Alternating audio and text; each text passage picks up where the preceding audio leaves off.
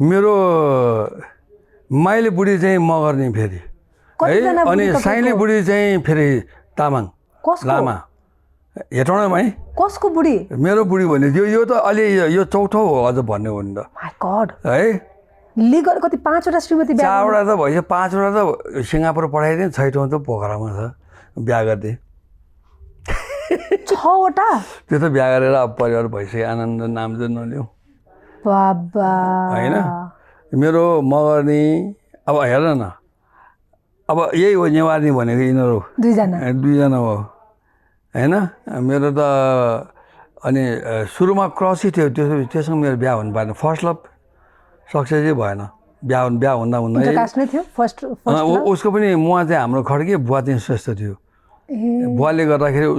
गर्दाखेरि मिस भएको थियो त फर्स्ट लभ जस्तो अब अहिले तपाईँले 6 वटा बिहा गरिसक्दा पनि फर्स्ट लभ चाहिँ बिर्सिन सक्ने रहेछ